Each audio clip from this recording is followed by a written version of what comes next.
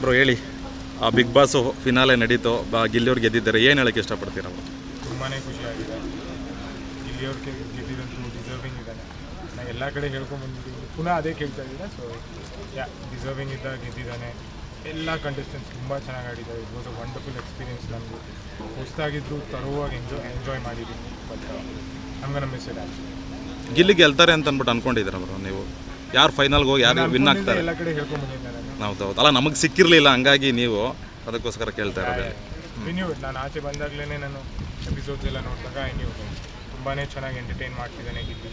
So the deserves to win ಅಂತಲೇ ಎಲ್ಲ ಕಡೆ ಹೇಳಿದ್ದೆ. ಅಲ್ಲ, ಹೊರಗಡೆ ಒಂದು ಟಾಕ್ ನಡೀತಾ ಇದೆ, ಆಟ ಆಡಿರೋರಿಗೆ ಕೊಡಲಿಲ್ಲ ಕಪ್ಪು, ಕಾಮಿಡಿ ಮಾಡಿರೋರಿಗೆ ಕೊಟ್ಟರು ಕಪ್ಪು ಅಂತಂದ್ಬಿಟ್ಟು ನೀವೇನು ಹೇಳಕ್ಕೆ ಇಷ್ಟಪಡ್ತೀರಾ ಬ್ರೋ ಅದ್ರ ಬಗ್ಗೆ?